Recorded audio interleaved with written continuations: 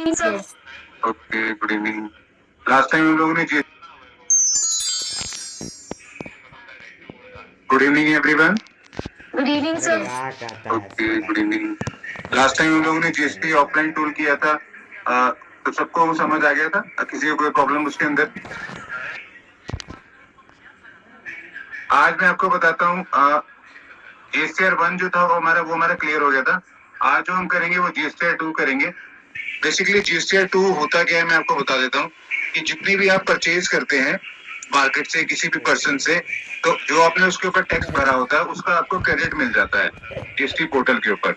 अरे सपोज आपने 1 लाख रुपए का कोई माल किसी से खरीदा साला और बढ़िया उसने लोगों के पास भी 18% टैक्स भी लगा दिया उसके ऊपर, तो आप उसको 1,18,000 की पेमेंट करोगे, तो 1,18,000 में से 18,000 रुपए जो है वो आपको जीएसटी में टैक्स का क्रेडिट मिल जाएगा। ठीक है ना? लेकिन टैक्स का क्रेडिट आपको तभी मिलेगा जो उसमें कुछ कंडीशंस हैं। वो पार्टी जो है वो रजिस्टर्ड पार्टी होनी चाहिए, अनरजिस्टर्ड पार्टी नहीं होनी चाहिए। ठीक है ना? एक सिंपल सा मैं बता देता हूँ इसमें।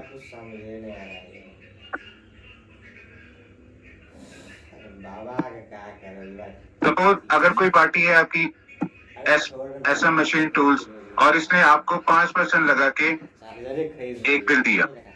आपने एक आइटम खरीदी 1,000 रुपए की, टैक्सेबल वैल्यू आपकी 1,000 रुपए होगी। अगर 5% जो टैक्स है उस पर अगर उसने लगाया तो टोटल वैल्यू जो हो जाएगी वो 1,050 हो जाएगी। ठीक है ना? तो ये 25 रुपए और 25 रुपए जीएसटी और एसजीएसटी जो है वो आपको जीएसटी पोर्टल पे क्रेडिट मिल जाएगा। ठीक है ना?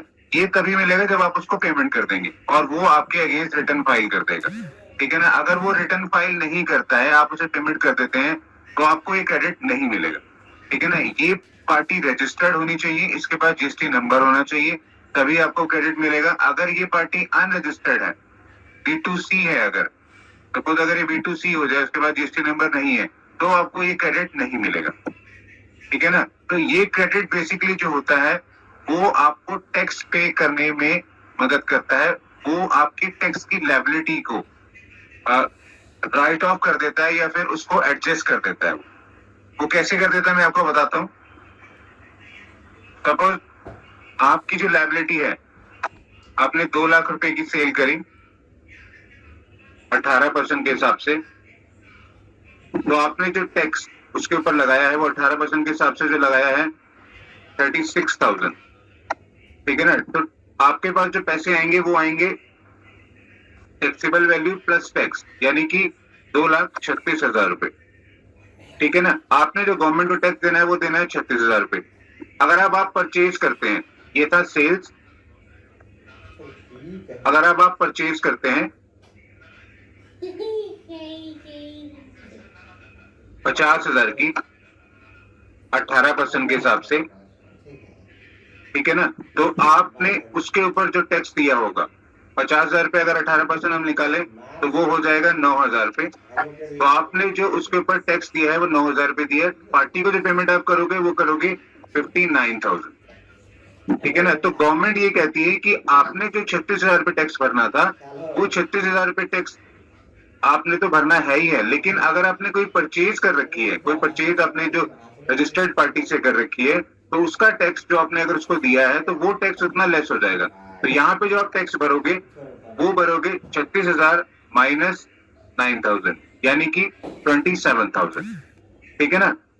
इसमें कंडीशन क्या है कि ये पार्टी रजिस्टर्ड पार्टी होनी चाहिए, ये पार्टी आपके अगेंस्ट जीएसटीआर 1 फाइल कर देगी और वो फाइलिंग जो है वो टाइमली फाइलिंग होनी चाहिए।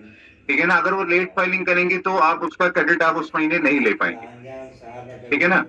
ये पार्टी अनरजिस्टर्ड नहीं होनी चाहिए। ये भी इसमें एक चीज है कि अगर अनरजिस्टर्ड पार्टी से आप इतने रुपए का माल खरीद रहे हैं, जीएसटी नंबर नहीं है, तो ये क्रेडिट आपको नहीं मिलेगा, क्योंकि अनरजिस्टर्ड पार्टी में तो जीएसटी नंबर होता ही नहीं है, तो वो आपके अगेंस्ट फाइलिंग कैसे करेगी वो? ठीक है ना? अब इसमें एक चीज और है कि आप जो भी परचेज करते हैं वो जरूरी नहीं है कि वो 18% की ही हो। ठीक है ना? कभी कभी क्या होता है कि आप 5% वाली भी परचेज कर लेते हो। ठीक है ना? आपने कोई सामान खरीदा, वो 5% के हिसाब से खरीदा, तो उसके ऊपर जो टैक्स लग जाएगा वो 5% के हिसाब से लग जाएगा जो आपने उसको पार्टी को दिया होगा। ठीक है ना? तो उस कंडीशन में क्या है कि वो टैक्स आप उसमें एडजस्ट कर सकते हैं, अपनी जीएसटी की जो आपकी लायबिलिटी है उसमें एडजस्ट कर सकते हैं। तो आपके जो मेन बेसिक रेट्स, अगर आपका मेन बेसिक रेट 18% का है, लेकिन अगर आप कोई सामान ऐसा खरीदते हैं जिसपे 18% की जगह 12% लगता है या फिर 5% लगता है या फिर 28% लगता है, तो उस केस में आप उनका क्रेडिट ले सकते हैं और अपनी टैक्स की लायबिलिटी को कम कर सकते हैं।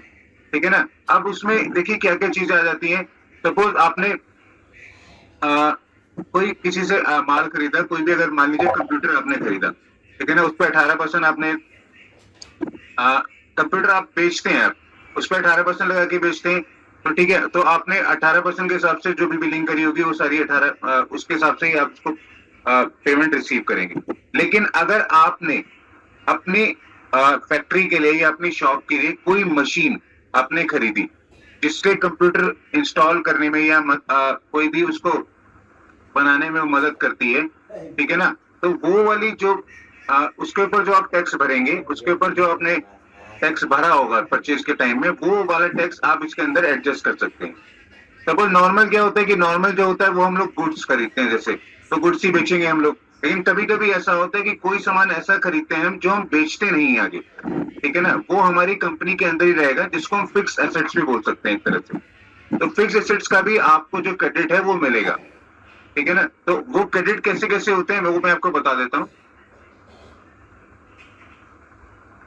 उसके लिए पहले आपको ये समझना होगा कि जो आईटीसी का क्रेडिट होता है, आईटीसी के क्रेडिट जो होते हैं आपके, जो आते हैं परचेज के बिलों के अगेंस्ट, वो आते हैं इलेक्ट्रॉनिक क्रेडिट लेजर में, ठीक है ना। इलेक्ट्रॉनिक क्रेडिट लेजर में जो भी आपका बैलेंस आएगा, वो वाला बैलेंस जो है वो आप अपने टैक्स की लायबिलिटी पे करने के लिए यूज कर सकते हैं। इलेक्ट्रॉनिक कैश लेजर जो होगा वो आप यूज नहीं कर सकते। वो आप यूज कर सकते हैं, लेकिन इसमें क्या होता है कि आपने पैसे खुद जमा करवाने होते हैं, ठीक है ना। अगर आपकी कोई लायबिलिटी बनी है 36,000 की, जैसे कि यहाँ पे था, आपने 2500 तो लेस कर लिए थे, लेकिन 33,500 आपने भरने हैं ना, तो 33,500 आप क्या करेंगे, आप इलेक्ट्रॉनिक कैश लेजर में जमा करवाएंगे उसको, फिर आप उसकी अपनी लायबिलिटी को राइट ऑफ कर सकते हैं, ठीक है। फिर है electronic liability register return related. अगर कोई लायबिलिटी आपकी पुरानी थी जो अभी तक क्लियर नहीं हुई है, या फिर वो आपको फ्यूचर में वो निकल आई है, तो वो वाली लायबिलिटीज जो है यहाँ पे आपकी दिखनी शुरू हो जाएंगी, या फिर वो क्रेडिट आपको यहाँ दिखने लग जाएगा। इलेक्ट्रॉनिक क्रेडिट रिवर्सल और रिक्लेम स्टेटमेंट। ये इलेक्ट्रॉनिक क्रेडिट रिवर्सल जो होता है वो, अगर आपने कोई किसी पार्टी से कोई बिल खरीदा है कि उसने फाइलिंग नहीं करी उस महीने में, तो अगर उसने फाइलिंग करी 5 महीने बाद या 6 महीने बाद, तो आप अपने उस क्रेडिट को रिवर्स कर देते हैं, ठीक है ना। उस क्रेडिट को आप अपने अकाउंट में नहीं लेते हैं, लेकिन जब वो 5 महीने बाद फाइलिंग कर देगा तो आप उस क्रेडिट को रिसीव कर लेंगे, फिर आप उसको क्लेम कर सकते हैं। फिर है RCM liability, ITC statement. RCM liability जो होती है उसमें क्या होता है कि आपने जो भी ऐसी सर्विसेज हायर करी हैं जिसमें पार्टी टैक्स नहीं भरती है, लेकिन आपको उसमें टैक्स आरसीएम के अगेंस्ट भरना होगा।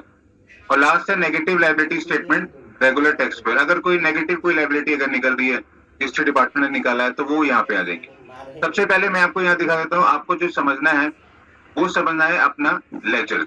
आपने यहाँ पे जाना है सर्विसेज में, लेजर।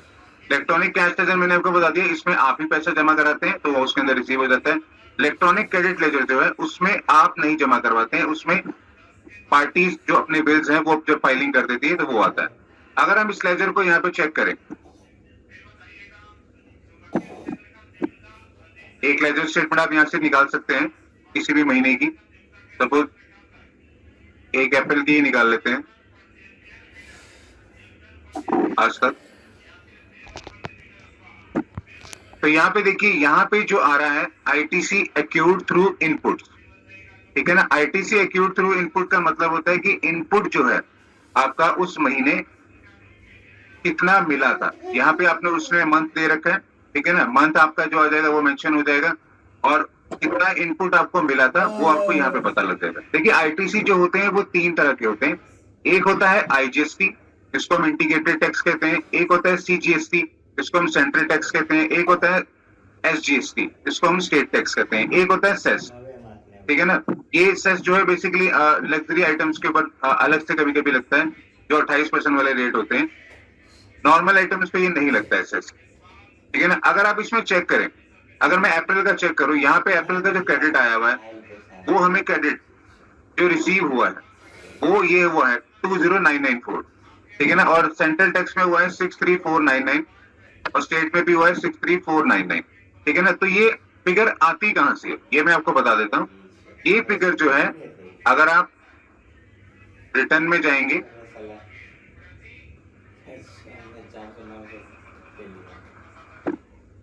रिटर्न डैशबोर्ड में अगर हम अप्रैल पे क्लिक करें तो यहाँ पे जीएसटीआर 1 जैसे आपको पता हो तो मैंने बताई दी थी, एक होता है जीएसटीआर 2B। ठीक है ना, जीएसटीआर 2A और 2B एक ही चीज है, लेकिन इन दोनों में फर्क ये है कि जीएसटीआर 2B आपको ये बताता है कि उस पार्टी ने आपके अगेंस्ट फाइलिंग जो है कर दी है। ठीक है ना, टाइमली फाइलिंग कर दी है।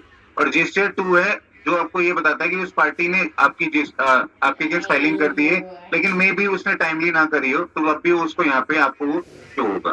पहले जीएसटीआर 2 देख लेते हैं, 2A। अगर आप इस पे क्लिक करेंगे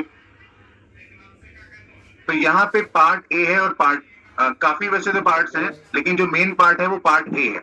पार्ट ए में क्या होता है कि B2B इनवॉइसेस। B2B इनवॉइसेस का मतलब है जो रजिस्टर्ड पार्टीज होती हैं वो वाले इनवॉइसेस जो होते हैं वो यहाँ पे शो होंगे। क्रेडिट नोट, डेबिट नोट से अगर आपको कोई क्रेडिट मिला है या रिवर्स हुआ है तो वो यहाँ पे शो होगा। अमेंडमेंट में अगर आपको कोई क्रेडिट कोई आपको इनपुट मिला है तो यहाँ पे शो हो जाएंगे। इको डॉक्यूमेंट्स और अमेंडमेंट टू इको डॉक्यूमेंट, जो ई कॉमर्स वाले जो होते हैं उसके अगेंस्ट कोई इनपुट अगर आपको आया तो वो यहाँ पे शो हो जाएगा। पहले B2B देख लेते हैं।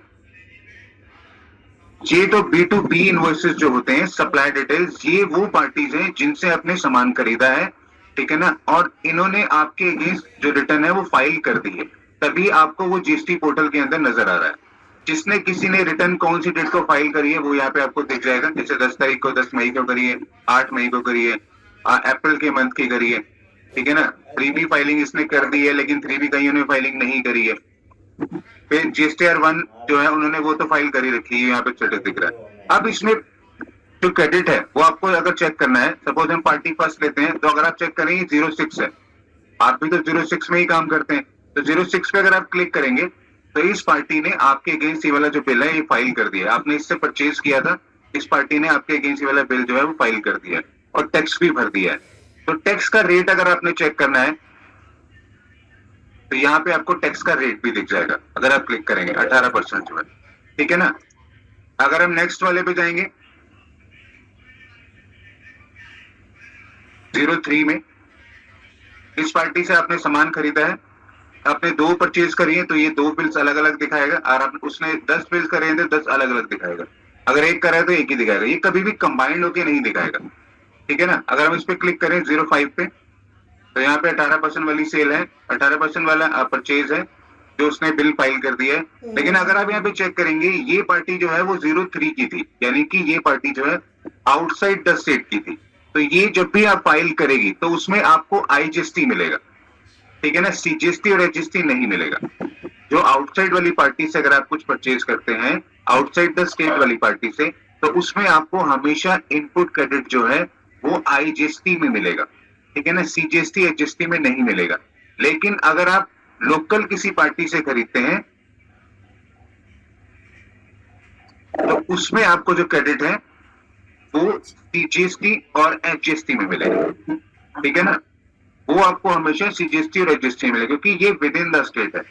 यानी कि आप जिस स्टेट में काम कर रहे हैं उसी स्टेट से आपने सामान खरीदा था किसी पार्टी से, तो उसमें आपको सीजीएसटी और एचजीएसटी मिलेगा।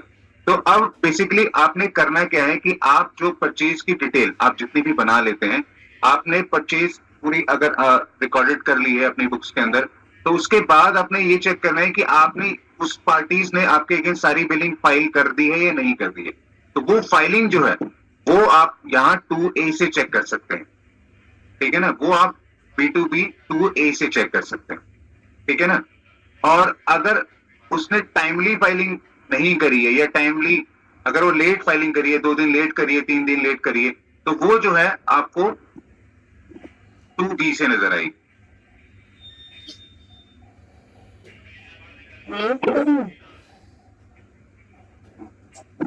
वो आपको जो है वो 2B से नजर आएगी।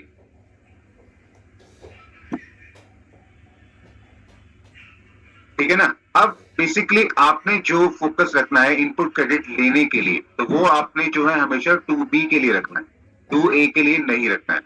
अगर हम इसमें बात करें कि किन किन पार्टियों ने आपके अगेंस्ट फाइलिंग करी है, किसने आपके लिए क्रेडिट नोट काटा है, कहां से आपको इनपुट क्रेडिट मिलता है और कहां से रिवर्स होता है। तो ये 2B वाला जो कॉलम है ये आपने समझना जरूरी है, ये मैं आपको समझा देता हूं। देखिए फर्स्ट कॉलम जो इसमें आता है वो आता है B2B इनवॉइसेस। ठीक है ना, B2B इनवॉइसेस का मतलब होता है बायर टू बायर। तो यानी कि जिस रजिस्टर्ड पार्टी से आपने खरीदा है तो उसका क्रेडिट आपको यहाँ पे शो हो जाएगा। ज्यादा डिटेल में अगर आपने देखना है तो अगर आप इस पे क्लिक करेंगे तो यहाँ पे हर वो पार्टी आपको दिख जाएगी जो रेगुलर है और जिनके जीएसटी नंबर यहाँ पे आ रहे हैं, उन्होंने इनवॉइस वैल्यू कितनी रखी है, टैक्सेबल वैल्यू कितनी थी, टैक्स उसमें कितना मिला है, तो वो सारी चीजें आपको यहाँ पे नजर आ जाएंगी। तो आप जो इनपुट क्रेडिट लेंगे वो सिर्फ इतना ही ले सकते हैं B2B में। B2B में जो आप इनपुट क्रेडिट लेंगे वो आप इतना ही ले सकते हैं 21571 IGST में 63587 सेंट्रल टैक्स CGST और HST। ठीक है, दूसरा आता है B2B debit notes. B2B debit notes क्या होते हैं कि जैसे मैंने आपको बताया था कि अगर हम सेल की जब जिस तरह हम लोग फाइल कर रहे थे तो वहां पे जैसे क्रेडिट नोट हम लोग बनाते थे वैसे कभी कभी डेबिट नोट भी बना देते हैं। अगर कोई बिल कम का हमने किसी को रेज कर दिया तो या तो हम उसके अगेंस्ट कोई नया बिल और रेज कर देंगे एडजस्ट करने के लिए, लेकिन कभी कभी ऐसा होता है कि नया बिल रेज नहीं करने की बजाय हम डेबिट नोट रेज कर देते हैं जिसमें रेफरेंस उसी बिल का डाल देते हैं जिसमें गलती हो गई थी हमसे। तो वो वाला जो क्रेडिट है वो आपको यहाँ पे शो होगा B2B डेबिट नोट्स। ठीक है ना, फिर है ई को डॉक्यूमेंट, जो ई कॉमर्स वाले डॉक्यूमेंट से अगर आपको कोई आपको क्रेडिट मिल रहा है तो वो क्रेडिट जो है वो आपको वो यहाँ पे शो होगा। ठीक है, फिर है B2B invoices amendment. B2B invoices amendment जो होता है वो बेसिकली क्या होता है कि अगर किसी पार्टी ने आपके अगेंस्ट जो पहले बिल फाइल करा था वो गलत फाइल कर दिया था, उसमें उसने गलत अमाउंट लिख दी थी या गलत जो भी है इनपुट क्रेडिट या टैक्स के अमाउंट लिख दी थी, तो वो जब उसको ठीक करता है अपनी GSTR1 के अंदर तो वो B2B अमेंडमेंट में ठीक करता है। तो आपको जो उसका इफेक्ट दिखाई देगा वो आपको B2B इनवॉइसेस अमेंडमेंट अपने 2B के अंदर यहाँ पे दिखाई दे जाएगा। ठीक है ना, एग्जाम्पल के तौर पर बता देता हूँ। सपोज एक पार्टी अगर कोई है फर्स्ट वाली, अगर आर्यन ट्रेडर है, इस पार्टी ने जो है आपके अगेंस्ट टैक्सेबल वैल्यू जो है इसमें 17,964 आ रही है और जो उसने CGST रजिस्ट्री लगाया वो 1600 लगाया। ठीक है ना, लेकिन उस पार्टी को ये बात पता चली कि ये जो बिल हमने आपके अगेंस्ट बना के फाइल कर दिया ये गलत कर दिया, 1600 की जगह आपको सिर्फ 1500 ही मिलना था। तब वो जब वो अमेंडमेंट में जब वो उसको लिखेगा, अमेंडमेंट में जब उसको डालेगा तो वो अमेंडमेंट जो होती है, अमेंडमेंट का जो इफेक्ट होगा 100 रुपए का, वो आपको B2B इनवॉइसेस अमेंडमेंट में नजर आएगा।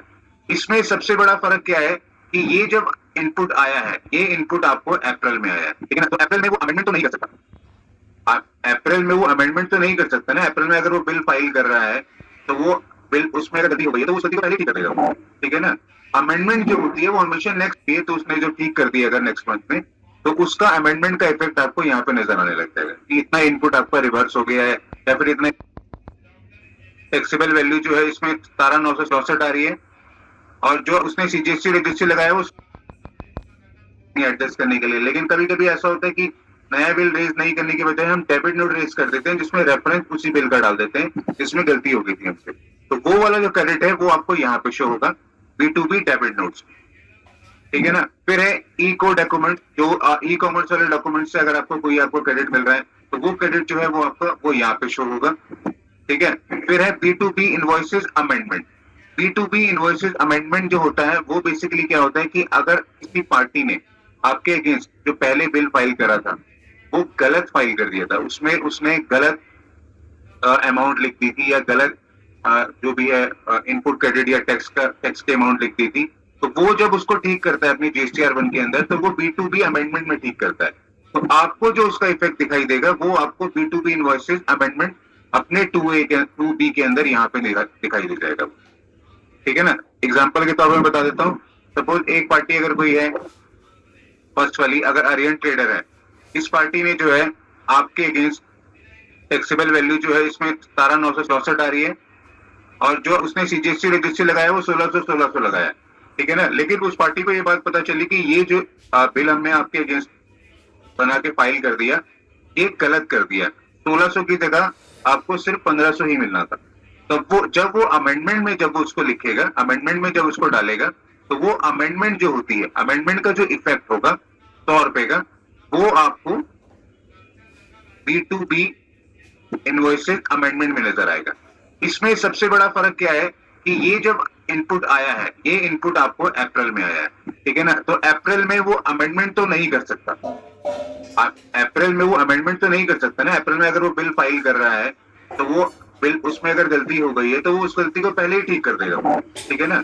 अमेंडमेंट जो होती है वो हमेशा नेक्स्ट मंथ होती है, तो आपको जो ये वाला इफेक्ट मिलेगा ये हमेशा प्रीवियस मंथ का मिलेगा, वो करंट मंथ का नहीं मिलेगा, ठीक है ना। प्रीवियस मंथ में कोई उसने गलती करी है तो उसने जो ठीक कर दिया अगर नेक्स्ट मंथ में, तो उसका अमेंडमेंट का इफेक्ट आपको यहाँ पे नजर आने लग जाएगा कि इतना इनपुट आपका रिवर्स हो गया है या फिर इतना इनपुट आपको और ज्यादा मिला है, ठीक है। फिर है B2B debit notes amendment. B2B debit note amendment भी सेम है। अगर किसी पार्टी ने डेबिट नोट्स में गलती कर दी है फिर उसको नेक्स्ट मंथ ठीक कर दिया है तो अमेंडमेंट में उसका इफेक्ट यहाँ पे नजर आ जाएगा। और ई कॉमर्स वाले अमेंडमेंट्स है तो वो आपको यहाँ पे नजर आ जाएगी, ठीक है ना। तो आपका जो मेन पर्पस होना चाहिए, ये जो वैल्यू आपकी आ रही है ये आपकी परचेज की वैल्यू के साथ मैच होनी चाहिए। अप्रैल के मंथ में ये वाली अगर अप्रैल में आपका सपोज इतना क्रेडिट बन रहा है तो आपका जीएसटी पोर्टल पे भी इतना क्रेडिट ही होना चाहिए। अगर वो इतना क्रेडिट नहीं है तो आपको रिकंसिलिएशन स्टेटमेंट बनानी है, जिसमें जिन पार्टियों ने बिल फाइल नहीं करे हैं उन पार्टीज के अगेंस्ट आप कॉलिंग करेंगे या फिर उनसे फोन पे बात करेंगे कि आपने क्यों फाइल नहीं करा है या फिर क्या डिस्प्यूट है, तो वो क्रेडिट उतना जो है वो आप अपनी बुक्स में, बुक्स का क्रेडिट जो है वो नहीं ले सकते हैं, ठीक है ना। वो आपको नेक्स्ट मंथ मिलेगा जब वो फाइलिंग कर देंगे या फिर रिवर्स कर देंगे। फिर आता है इनवर्ड सप्लाईज फ्रॉम ISD, ठीक है। इनवर्ड सप्लाईज फ्रॉम ISD ये बेसिकली क्या चीज होती है, ये जो होती है ISD फर्म जो होती है उसको कहते हैं input service distributor. Input service distributor में क्या होता है कि इसमें दोनों पार्टीज जो होती हैं वो आप ही की होती हैं, दोनों फर्म जो होती हैं वो आप ही की होती हैं, लेकिन फर्क सिर्फ इतना होता है कि एक जो आपने फर्म खोली हुई है वो सपोज हरियाणा में खोल रखी है और एक फर्म जो है वो आपने पंजाब में खोल रखी है, ठीक है ना। तो दोनों में फर्क क्या है कि पंजाब का जीएसटी नंबर अलग होगा, हरियाणा का अलग होगा। हरियाणा में भी वैसे वो 2 फर्म खोल सकता है, लेकिन उस फर्म का जो भी जीएसटी नंबर होगा उसमें उसको ये बात बताना पड़ेगा कि ये फर्म जो है वो ISD फर्म है, इनपुट सर्विस डिस्ट्रीब्यूटर फर्म है, ठीक है ना, रेगुलर फर्म नहीं है। मैं यहाँ पे एग्जांपल दे देता हूँ। सपोज आपने एक कंपनी खोली टाटा स्टील, ठीक है ना। टाटा स्टील जो है वो आपने हरियाणा में खोल दी, ठीक है ना। यहाँ पे आपका सेल भी हो रहा है, परचेज भी हो रही है, सारा कुछ हो रहा है। आपने कहा कि चलो हम अपना काम बढ़ाते हैं, तो आपने एक फर्म और खोली है टाटा स्टील, वो चाहे आप हरियाणा में भी खोल सकते हैं नहीं तो अदर स्टेट में खोली है आपने, ठीक है ना। लेकिन इसमें काम नहीं है, आपको पता है कि ये भी स्टार्टअप है तो इसमें काम नहीं है। आप सिर्फ इसमें परचेज कर रहे हैं, सेल नहीं हो रही है इसमें, ठीक है ना। इसमें आप सिर्फ परचेज कर रहे हैं, सेल नहीं हो रही है। इसमें आप सेल कर रहे हैं, परचेज कर रहे हैं, इसमें आपकी सेल नहीं हो रही है, इसमें सिर्फ आप परचेज ही कर रहे हैं, ठीक है ना। ये दोनों फर्म जो है ये आप ही की फर्म है, लेकिन फर्क सिर्फ ये है कि इस फर्म के आगे, टाटा स्टील के आगे ISD मेंशन होता है, इनपुट सर्विस डिस्ट्रीब्यूटर मेंशन होता है, जिसमें आप ये बात बता सकते हैं कि ये फर्म हमने अभी स्टार्टअप खोली है तो इसमें खर्चा जितना भी होगा उसका इनपुट जो भी है वो हम अपनी दूसरी फर्म के अंदर पास ऑन कर सकते हैं, ठीक है ना। लायबिलिटी क्रिएट नहीं होगी इसमें आपकी, इसमें आप लायबिलिटी भरेंगे भी नहीं। इसमें जो भी इनपुट आपके पास आया है वो इनपुट जो है वो आप इस फर्म के अंदर ट्रांसफर कर सकते हैं इसकी लायबिलिटी पे ऑफ करने के लिए। सपोज यहाँ पे आपकी नॉर्मल फर्म की जो लायबिलिटी बनी थी वो 10,000 रुपए बनी, ठीक है ना। तो आपका जो नॉर्मल इनपुट जो आया वो आया 7,000 रुपए, तो यहाँ पे आपकी जो लायबिलिटी बनती है वो कितनी बनेगी पे करने की, वो बनेगी 3,000 रुपए की। लेकिन आपकी एक और फर्म है जहां पे आपकी सिर्फ परचेज हो रही है, ठीक है ना, सेल तो हो ही नहीं रही है, तो यहाँ पे तो ऑटोमेटिकली आपको इनपुट ही मिला होगा। सपोज यहाँ पे 2,000 का इनपुट मिल गया आपको, ठीक है ना। तो आप क्या कर सकते हैं, सेम मंथ में अपने इनपुट सर्विस डिस्ट्रीब्यूटर वाली फर्म से ये वाला जो इनपुट है ये इधर पास ऑन कर सकते हैं, ठीक है ना, और इस लायबिलिटी को राइट ऑफ कर सकते हैं, ठीक है ना। तो जब ये पास ऑन होगा तो इनपुट सर्विस डिस्ट्रीब्यूटर जो है वो एक इनवॉइस रेज करेगा अपनी इस फर्म के लिए, फर्म दोनों आप ही की है। Sir sorry sir, interrupt to you sir, एक बार ये आखिरी वाली लाइन वापस से बता देना, राइट ऑफ हाँ वाली। हाँ जी। ये जो फर्म है, इस फर्म में दोनों फर्म आप ही की हैं। ये दोनों फर्म जो है बेसिकली इनपुट उसके अंदर आ रहा है, लेकिन इस फर्म में जो इनपुट आ रहा है वो यहाँ पे आपका जो है राइट ऑफ करने में उसको मदद करेगा। सपोज यहाँ पे आपकी 3,000 की लाइबिलिटी बन रही थी, तो ये 2,000 का इनपुट जो है वो यहाँ पे यूज हो सकता है, ठीक है ना, वो यहाँ पे यूज हो सकता है। लेकिन इसमें कंडीशन क्या है कि सेम मंथ में इसका इनपुट आना चाहिए। वैसे इनपुट पुराना हो तो वो भी आ सकता है। एक इनवॉइस ये रेज कर देगा अपनी इस फर्म के अगेंस्ट, टाटा स्टील के अगेंस्ट। ये टाटा स्टील आईएसडी वाली जो फर्म है वो एक इनवॉइस रेज कर देगा टाटा स्टील के अगेंस्ट, सिंपल टाटा स्टील के अगेंस्ट। तो Tata but sir steel, GST number दोनों के अलग है, अलग कंपनी अलग है, तो उसकी जी क्रेडिट कैसे ले सकते हैं सर? सर वही मैं कह रहा हूँ ना, इसमें क्रेडिट कैसे ले सकते हैं कि ये जो फर्म है ये मेंशन करती है अपने आप को इनपुट सर्विस डिस्ट्रीब्यूटर, ये रेगुलर फर्म नहीं मेंशन करती है, हम्म, ठीक है ना। ये फर्म जो है basically input service distributor mention करती है। आपने जो फर्म खोली है, आप इसमें नॉर्मल फाइलिंग नहीं करेंगे। जैसे इसके अंदर तो बेसिकली क्या फाइलिंग होती है, जीएसटीआर 1 हो गया, जीएसटीआर 2 भी हम भर रहे हम्म, हैं, जीएसटीआर 3 भी भर रहे हैं। इसमें जीएसटीआर 1 नहीं होती है फाइलिंग, इसमें जीएसटीआर 6 फाइलिंग होती है, ठीक है ना। लेकिन अच्छा, जितना भी परचेज इसके अंदर आ रहा है, तो वो परचेज का इनपुट जो है वो यहाँ पे उसको ट्रांसफर कर सकता है। तो यहाँ पे हाँ इसका इनपुट जो है वो जीरो हो जाएगा, ठीक है ना, उस महीने में। और यहाँ पे आपका जो इनपुट है वो और एड ऑन हो जाएगा। इससे आप लाइबिलिटी को जो पे ऑफ सेट ऑफ कर सकते हैं अपनी। तो यहाँ पे आपको जो अब टैक्स भरना पड़ेगा वो 1,000 रुपये भरना पड़ेगा। सर जैसे मेरी दो कंपनियां हैं जहाँ पे मैं भी वर्किंग हूँ, एक पीथमपुर प्लांट है और एक चेन्नई प्लांट है। तो जी पीथमपुर जो है वो रनिंग में है, जी ऑलरेडी 30 साल हो गए उसको। और जो अभी चेन्नई प्लांट है वो जी 2022 में ओपन हुआ है। तो जी। वहां का मैं अलग रिटर्न बनाता हूँ, पीथमपुर का अलग। पर ये सेपरेटली ऐसा उसकी क्रेडिट ले लेना, इस तरह का तो मैंने अभी तक किया नहीं है। मैं वही कह रहा हूँ ना, वो रिटर्न तो दोनों की अलग अलग ही बनेगी, क्योंकि हाँ उसका जीएसटी जीएसटी नंबर अलग है, उसका जीएसटी नंबर अलग है। हाँ लेकिन आपने चेक करा है कि दोनों फर्म में कोई किसी ने इनपुट सर्विस डिस्ट्रीब्यूटर में अप्लाई किया था उस फर्म को, या हाँ। रेगुलर में अप्लाई किया था? Okay sir. आपने ये, हाँ, ये क्लैरिफाई करना है कि आपने ऐसे हम्म, रेगुलर जीएसटी टैक्स पेयर में अप्लाई करा था नई वाली फर्म का, ठीक है हम्म, ना, या इनपुट सर्विस डिस्ट्रीब्यूटर में अप्लाई किया, ठीक है सर, अभी तक तो ठीक है ना। मैंने। हाँ, हाँ वो आपने चेक कर लेना है। वो बेसिकली वो किस केस में होता है मैं आपको बताता हूँ। आपने दो फर्म खोली है, दोनों फर्म नॉर्मल आपकी दोनों फर्म है, दोनों हम्म, रेगुलर जैसे हम लोग भरते हैं चीजें वो अपने करती है। लेकिन आपको ये बात पता चली कि ये तो चल ही नहीं रहा है, ये स्टार्टअप बिजनेस जो है चल ही नहीं रहा है ये, ठीक है ना। हम्म, तो स्टार्टअप बिजनेस में सिर्फ परचेज ही होती जा रही है, सेल तो हो ही नहीं रही है इसमें। तब हम्म, आप क्या कर सकते हैं, इस फर्म को, टाटा स्टील को, साथ में आईएसडी इनपुट सर्विस डिस्ट्रीब्यूटर में भी अप्लाई कर सकते हैं। इसको ओके, आप कन्वर्ट कर सकते हैं इनपुट सर्विस डिस्ट्रीब्यूटर के रूप में, ठीक है हम्म, ना। अदरवाइज देखिए, अगर इसमें मान लीजिए 2,000 का क्रेडिट आपका इकट्ठा हो गया, तो हम्म, आपको ये क्रेडिट मिलेगा तो है नहीं है, ठीक है ना। आपको या तो फर्म क्लोज करनी पड़ेगी, आपके बैंक अकाउंट में तो नहीं आएगा ये, आपको ये फर्म क्लोज करनी पड़ेगी ना। क्लोज करने के हम्म, बाद बहुत सारी फाइलिंग्स करनी पड़ेंगी, एनुअल फाइलिंग करनी पड़ेंगी, तब जाके मे बी 6 महीने बाद या 8 महीने बाद वो पैसे आपको 2,000 रुपए जो है वो आपको मिल जाए, ठीक है ना।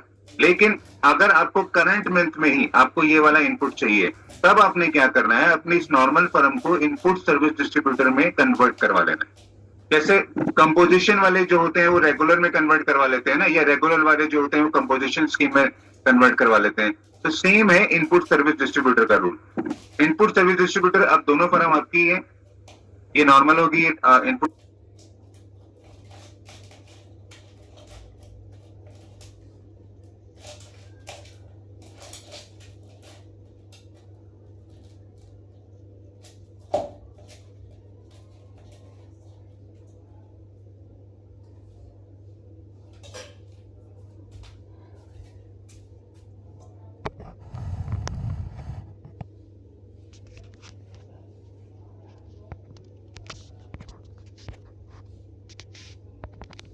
वाले जो होते हैं वो कंपोजिशन स्कीम में कन्वर्ट करवा लेते हैं। तो सेम है इनपुट सर्विस डिस्ट्रीब्यूटर का रूल। इनपुट सर्विस डिस्ट्रीब्यूटर, अब दोनों फर्म आपकी है, ये नॉर्मल होगी इनपुट।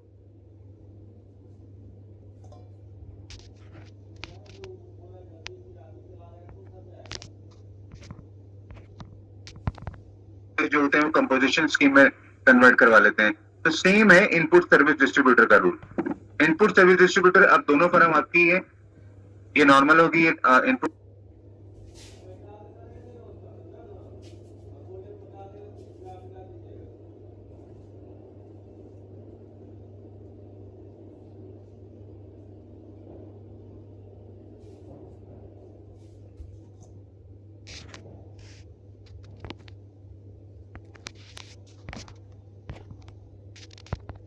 जो होते हैं वो कंपोजिशन स्कीम में कन्वर्ट करवा लेते हैं। तो सेम है इनपुट सर्विस डिस्ट्रीब्यूटर का रूल। इनपुट सर्विस डिस्ट्रीब्यूटर, अब दोनों फर्म आपकी है, ये नॉर्मल होगी इनपुट। नहीं भी नहीं चल रहा है साला। कहाँ हो गया ये छोरे भैया।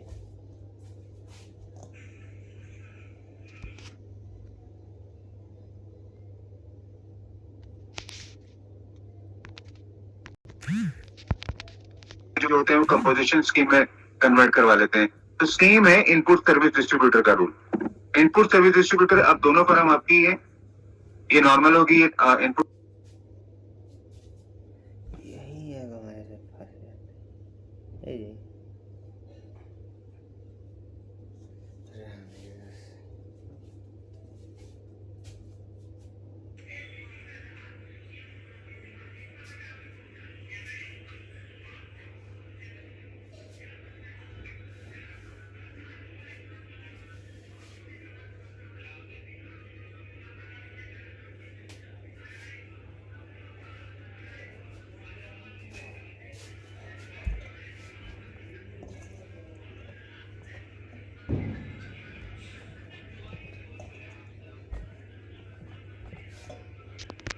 तो चल ही नहीं रहा ये स्टार्टअप बिजनेस, जो है चल ही नहीं रहा ये, ठीक है ना। तो स्टार्टअप बिजनेस में सिर्फ परचेज ही होती जा रही है, सेल तो हो ही नहीं रही है इसमें। तब आप क्या कर सकते हैं, इस फर्म को, टाटा स्टील को, साथ में आईएसडी इनपुट सर्विस डिस्ट्रीब्यूटर में भी अप्लाई कर सकते हैं। इसको कन्वर्ट कर सकते हैं इनपुट सर्विस डिस्ट्रीब्यूटर के रूप में, ठीक है ना। अदरवाइज देखिए, अगर इसमें मान लीजिए 2000 का क्रेडिट आपका इकट्ठा हो गया, तो आपको ये क्रेडिट मिलेगा तो है नहीं है, ठीक है ना। आपको या तो फॉर्म क्लोज करनी पड़ेगी, आपके बैंक अकाउंट में तो नहीं आएगा ये, आपको ये फर्म क्लोज करनी पड़ेगी ना। क्लोज करने के बाद बहुत सारी फाइलिंग्स करनी पड़ेंगी, एनुअल फाइलिंग करनी पड़ेगी, तब जाके मे बी 6 महीने बाद या 8 महीने बाद वो पैसे आपको 2000 रुपए जो है वो आपको मिल जाए, ठीक है ना। लेकिन अगर आपको करंट मंथ में ही आपको ये वाला इनपुट चाहिए, तब आपने क्या करना है, अपनी इस नॉर्मल फर्म को इनपुट सर्विस डिस्ट्रीब्यूटर में कन्वर्ट करवा लेना है। जैसे कंपोजिशन वाले जो होते हैं वो रेगुलर में कन्वर्ट करवा लेते हैं ना, या रेगुलर वाले जो होते हैं वो कंपोजिशन स्कीम में कन्वर्ट करवा लेते हैं। तो सेम है इनपुट सर्विस डिस्ट्रीब्यूटर का रूल। इनपुट सर्विस डिस्ट्रीब्यूटर, अब दोनों फर्म आपकी है, ये नॉर्मल होगी इनपुट।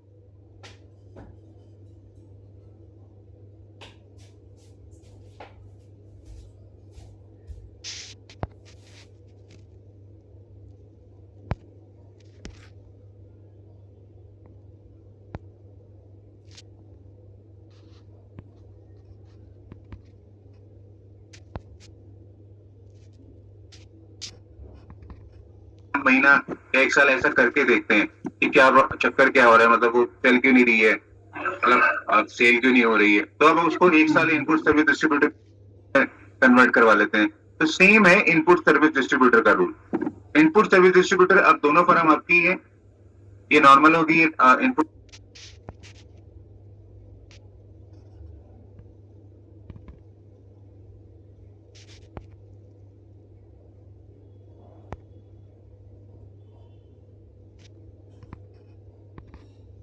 महीना या 1 साल ऐसा करके देखते हैं कि क्या चक्कर क्या हो रहा है, मतलब वो सेल क्यों नहीं रही है, मतलब सेल क्यों नहीं हो रही है। तो अब उसको 1 साल इनपुट सर्विस डिस्ट्रीब्यूटर के रूप में रख सकते हैं, और वो सारा जितना भी इनपुट है वो इधर ट्रांसफर करते जाएंगे। तो इसमें आपका बिजनेस का लॉस नहीं होगा। बेसिकली क्या होगा, परचेज आपने करी है उसका इनपुट का लॉस नहीं होगा आपको, आप वो सारा इनपुट यहाँ पे ले सकते हैं, ठीक है। ये इनपुट सर्विस डिस्ट्रीब्यूटर क्लियर हो गया सबको पॉइंट। आईएसडी वाला, ये आईएसडी का जो इनपुट है वो हमेशा आप ही की फर्म से आएगा, ये किसी और की फर्म से नहीं आएगा, ठीक है ना। और अगर किसी इनवॉइस में गलती कर दी है आपने, तो अमेंडमेंट जब आप उसको करोगे तो अमेंडमेंट जो है वो यहाँ पे रिफ्लेक्ट होनी स्टार्ट हो जाएगी, आईएसडी अमेंडमेंट, ठीक है ना। ये अरे साला माथा साला हाँ ये ठीक है। ये इसके बाद हम आते हैं रिवर्स चार्ज। देखिए रिवर्स चार्ज क्या होता है, मैं आपको पहले ही बता देता हूँ। Inward supply liable for reverse charge. Reverse charge में जो भी क्रेडिट आपको मिलेगा, ठीक है ना, वो क्रेडिट आप क्लेम तो करेंगे लेकिन उतनी की ही लायबिलिटी भी आप साथ में दिखा देंगे, ठीक है ना। देखिए रिवर्स चार्ज होता क्या है, रिवर्स चार्ज में भी सेम वही रूल्स हैं। B2B इनवॉइसेस, डेबिट नोट्स बनते हैं इसमें, और अगर अमेंडमेंट हुई है तो अमेंडमेंट आ जाएगा, डेबिट नोट्स में अमेंडमेंट हुई तो अमेंडमेंट आ जाएगा। रिवर्स चार्ज होता क्या है मैं आपको ये बता देता हूँ। सपोज आपने एक पार्टी को माल बेचा 1 लाख रुपए का, ठीक है ना, 18% लगा के 18,000 रुपए टैक्स हो गया उस पर, तो 1,18,000 टोटल इनवॉइस वैल्यू होगी, ठीक है ना। ये माल जब आपने उस पार्टी को बेचा तो आपने एक ट्रांसपोर्ट हायर करा उस माल को डिलीवर करने के लिए। ट्रांसपोर्ट जो था, ट्रांसपोर्टर ने आपसे 5,000 रुपए ले लिए, ठीक है ना। 5,000 रुपए में उसने ये माल जो है आपकी पार्टी के डिलीवर कर दिया, ठीक है ना। ये 5,000 का जो क्या होगा, ये आपका खर्चा हो गया, एक तरह से एक्स्ट्रा खर्चा हो गया ना, कि हाँ ये खर्चा मतलब आपने अपनी बुक्स के अंदर बुक कर दें, ठीक है। ये ट्रांसपोर्टर जो होता है, कभी कभी ये ट्रांसपोर्टर जो होता है वो रजिस्टर्ड होता है, कभी कभी ये ट्रांसपोर्टर जो होता है वो अनरजिस्टर्ड होता है। तो जो ट्रांसपोर्टर रजिस्टर्ड होता है वो आपके अगेंस्ट अपनी बिलिंग जो है फाइल करता है, वो जीएसटी जो अपनी है वो आपके अगेंस्ट फाइल करता है, ठीक है ना। तो वो जब फाइल करेगा तो वो फाइल का मतलब ये होता है कि वो टैक्स इस अमाउंट के ऊपर नहीं भर रहा है, वो टैक्स जो है आप इसके ऊपर भरेंगे, ठीक है ना। वो टैक्स जो है ये पार्टी, आपने तो इस पार्टी को सर्विस को हायर करा, आपने इसको पैसे भी दे दिए, ठीक है ना। ये पार्टी ने अपनी फाइलिंग भी कर दी GST 1 की, लेकिन ये पार्टी जब रिवर्स चार्ज के अंदर आती है, जैसे ट्रांसपोर्ट वाले केसेस होते हैं रिवर्स चार्ज में आ जाते हैं, तो उनमें क्या कंडीशन होती है कि वो रिवर्स चार्ज में एक भी पैसे की टैक्स की फाइलिंग नहीं करते हैं, वो उस पार्टी के अगेंस्ट लायबिलिटी क्रिएट कर देते हैं, ठीक है ना। और पार्टी जो है उसके अगेंस्ट टैक्स फाइल करेगी। तो पार्टी जब वो टैक्स फाइल करेगी, सपोज उसने 5% या 10% के हिसाब से कर दिया, वैसे 10% होता नहीं, 5% ही ले लेते हैं, तो क्या होगा, ये 5% जो है इसके ऊपर ट्रांसपोर्ट के ऊपर, वो 5% का टैक्स जो है आप गवर्नमेंट को फाइल कर देंगे, ठीक है ना। आप उतने 5% जो इसके ऊपर होगा वो 250 रुपए बन गए, ठीक है ना। ये 250 रुपए जो है आप गवर्नमेंट के अगेंस्ट फाइल कर देंगे, लेकिन उतना ही आप इनपुट भी क्लेम कर लेंगे, ठीक है ना। तो इसमें आपका ना तो नुकसान होगा, ठीक है, और लेकिन आपकी अकाउंटिंग भी सही हो जाएगी। आपने सेल में, जैसे सेल में आपने 250 रुपए की लायबिलिटी दिखाई, तो परचेज अगर आपके पास नहीं होगी, हाँ जी कर रहा, ठीक है। रिवर्स चार्ज जो बेसिकली होता है, रिवर्स चार्ज में क्या होता है कि कोई भी ऐसी सर्विसेज या कोई भी ऐसा काम जो रिवर्स चार्ज के अंडर आता है, उस केस में वो रिवर्स चार्ज वाली जो पार्टी होती है वो आपके अगेंस्ट फाइलिंग कर देती है, लेकिन वो टैक्स नहीं भरती है, ठीक है ना। वो आपके अगेंस्ट लायबिलिटी निकाल देती है। उस लायबिलिटी का मतलब ये होता है कि पार्टी ने तो फाइलिंग कर दी अपनी, उस लायबिलिटी का मतलब ये होता है कि उतना इनपुट आपको मिल सकता है, ठीक है ना, लेकिन आपको पहले टैक्स जमा करवाना पड़ेगा, ठीक है ना, और फिर इस टैक्स का उतना ही का कहीं क्रेडिट ले लेना होगा। अब वो नॉर्मली क्या होता है कि सपोज आपने 1 लाख रुपए का सामान, 1 लाख रुपए के ऊपर 18% के हिसाब से 1,18,000 रुपए का बिल बनाया, किसी पार्टी को वो माल भेज रहे हो, माल भेजने के लिए आपने एक ट्रांसपोर्ट हायर कर लिया, सपोज जैसे निटको लॉजिस्टिक हो गया, आपने ये ट्रांसपोर्ट जो है वो हायर कर लिया, ठीक है ना। इस पार्टी ने आपसे जो वैल्यू ली, इनवॉइस की जो वैल्यू ली, वो ली 3,298 रुपए, ठीक है ना। आपने इस पार्टी को 3,298 रुपए दे दिए, ठीक है ना, कि हाँ ये हमारा माल जो है वो डिलीवर कर देना, ठीक है ना। तो आपने इस पार्टी को 3,298 रुपए दे दिए और ये माल जो है वो नेटको जो है वो डिलीवर कर देगा आपका, उसने डिलीवर कर दिया। उस अब जो है नेटको क्या करेगा, नेटको अगर रजिस्टर्ड है तो वो अपने अगेंस्ट फाइलिंग करेगा, अपनी जो नॉर्मल जैसे GST 1 की फाइलिंग होती है वहां पे वो फाइलिंग करेगा, लेकिन वहां पे टैक्स जो है वो नहीं दिखाएगा, वहां पे टैक्स की जो लायबिलिटी है वो नहीं पे करेगा, वो आपके अगेंस्ट फाइलिंग कर देगा, ठीक है ना। कि वो उस कंडीशन में क्या होता है, उस केस में क्या होता है, नॉर्मल सप्लायर्स जो होते हैं वो आपके अगेंस्ट जो फाइलिंग करते हैं वो B2B में करते हैं, ठीक है ना। वो यहाँ पे दिख जाएंगे आपको, रजिस्टर्ड पार्टी है। लेकिन जो इनपुट जो रिवर्स चार्ज वाले जो होते हैं वो आपको inward supply liable for reverse charge, इसके अगेंस्ट वो फाइलिंग करते हैं। इसका मतलब, दोनों का मतलब ये है, दोनों में फर्क ये है कि ये जो है ये रेगुलर है, ये रेगुलर पार्टी है जो रेगुलर जैसे बिल फाइलिंग करते हैं। लेकिन ये जो पार्टी है वो रेगुलर नहीं है, वो रिवर्स चार्ज वाली पार्टी है। लॉजिस्टिक हो गया, जैसे ट्रांसपोर्ट वाले हो गए, ये सब रिवर्स चार्ज के अंदर आ जाते हैं।